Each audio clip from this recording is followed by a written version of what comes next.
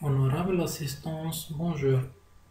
Au cours de cette présentation, je vais exposer une partie de mon travail intitulé Electrochemical Synthesis and Characterization of Neoconjugated Polymers. Je vais commencer par une introduction générale qui situe mon sujet, suivi du protocole de synthèse des monomères utilisés.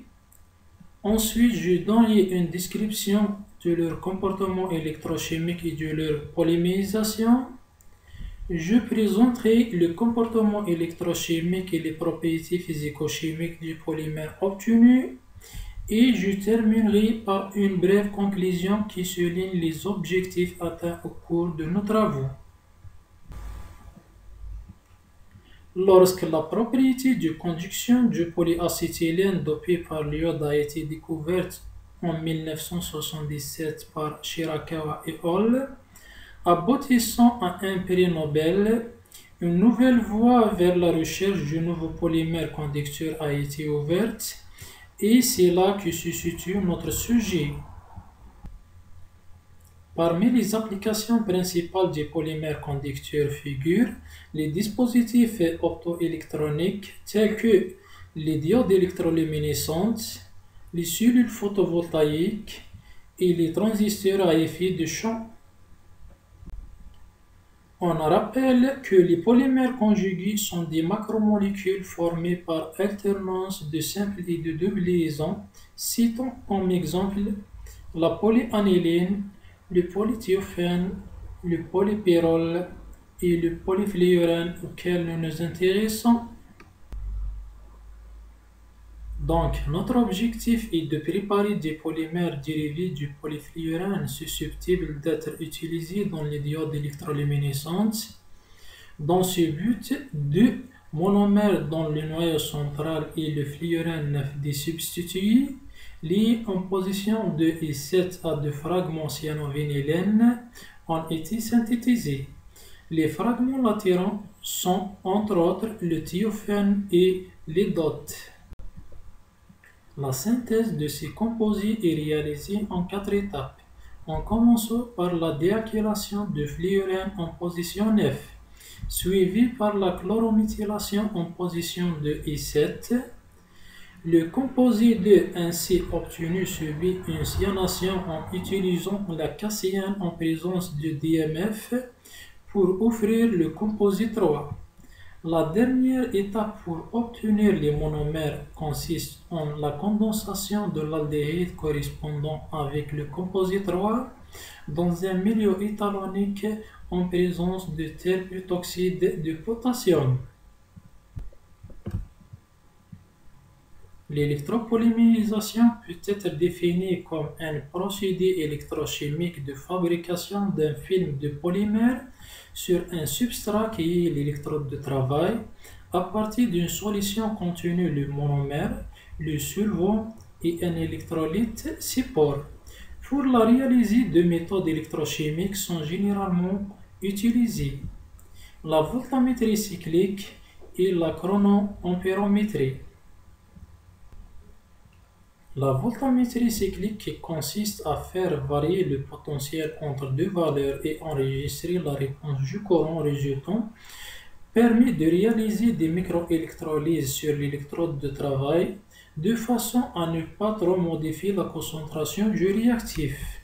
Par ailleurs, la chronoampérométrie consiste à imposer à l'électrode de travail un potentiel fixe judicieusement choisi correspondant aux conditions optimales d'obtention du polymère et de suivre le courant en fonction du temps. Afin de déterminer les potentiels limites de formation des polymères correspondant aux monomères synthétisés et de comprendre l'influence des différents groupements donneurs sur leur comportement électrochimique, des études préliminaires ont été réalisées. Ces études sont effectuées par voltammétrie cyclique avec une vitesse de balayage de 100 mV par seconde dans un milieu contenant le tétrabutylammonium tétrafluoroborate à 0,1 molaire dans l'acétonitrile.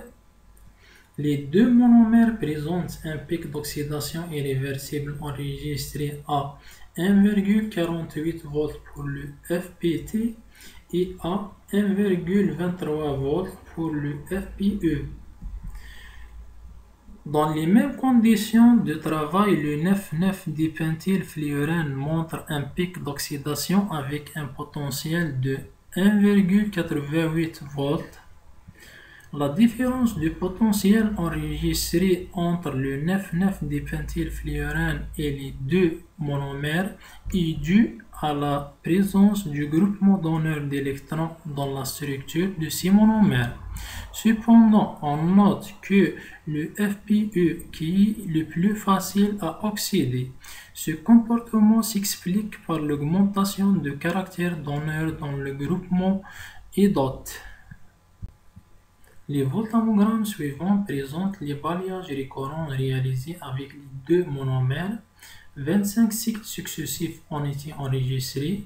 Dès les seconds balayages de potentiel, nous observons dans les deux cas l'apparition d'un nouveau système redox dont le potentiel d'oxydation est inférieur à celui du monomère. Dans chaque voltammogramme, on observe la croissance régulière des pics anodiques et cathodiques de ce nouveau processus qui traduit l'augmentation de matière électroactive sur la surface de l'électrode. Les analyses spectroscopiques nous ont permis de déterminer les structures chimiques du polymère et de les comparer à celles du monomère. Cette figure présente les spectres IR de FPT et de PFPT. Sur chacun de ces deux spectres, les bandes spécifiques sont numérotées et correspondent aux vibrations des liaisons caractéristiques du monomère et du polymère. Les liaisons 1 des atomes d'hydrogène des groupements pentyles sont représentées par des bandes de vibration vers 2950 cm-1. Les liaisons 2 des atomes d'hydrogène sur le cycle benzénique trisubstitué sont représentées par des bandes de vibration vers 3000 cm-1. Les liaisons 1 et 2 ne sont pas modifiées par la polymérisation et se retrouvent sur le spectre du polymère. La liaison 3 de la bande de la fonction nitrile I vers 2210 cm-1 se retrouve aussi sur les spectres du monomère et du polymère. Les deux liaisons carbone-carbone aromatique 4 apparaissent sur les spectres du monomère et du polymère entre 1600 et 1450 cm-1. Les liaisons 5 des 3 hydrogènes adjacents sur le cycle thiophénique monosubstitué 2 apparaissent sous forme de bandes de vibration vers 3100 cm-1 et des bandes de déformation hors de plan vers 730 et 650 cm-1. Ces bandes sont modifiées par la polymérisation qui entraîne une substitution des cycles thiophéniques. Les nouvelles liaisons observées pour le polymère sont les liaisons 6 des atomes d'hydrogène sur le cycle thiophène des substitués de 5 sont représentées par des bandes de vibration vers 3050 cm-1 et par des bandes de déformation hors de plan vers 820 cm-1. Les liaisons 7 carbone-carbone entre deux motifs monomériques donnent des bandes de vibration vers 1670 cm-1.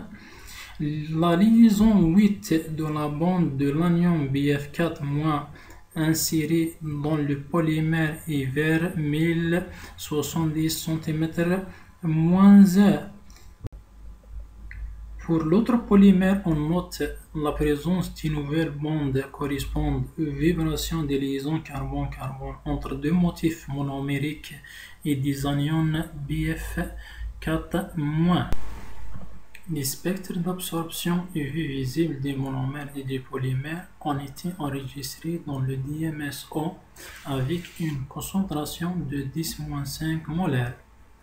Le FPT présente une bande d'absorption avec un maximum enregistré à 385 nanomètres, correspondant à la transition pp étoile de système aromatique, tandis que son polymère présente une bande large enregistrée à 493 nanomètres. Le décalage enregistré entre la bande d'absorption du monomère et celle de son polymère est dû à l'augmentation de la conjugaison dans le polymère. Au cours de ce travail, nous avons synthétisé et étudié la polymérisation électrochimique du nouveau matériau à base de fluorine et leur éventuelle application. La polymérisation est effectuée soit par voltammétrie cyclique sur microélectrode de platine, soit à potentiel contrôlé fixe sur électrode de platine de plus grande surface. Les spectres UV visibles enregistrés pour les deux polymères montrent une bande vers 600 nanomètres, ce qui confirme l'augmentation de la conjugaison lors de l'électropolymérisation. L'analyse du polymère par infrarouge confirme le phénomène de polymérisation et montre la présence du contre-ion de l'électrolyte. Merci pour votre attention.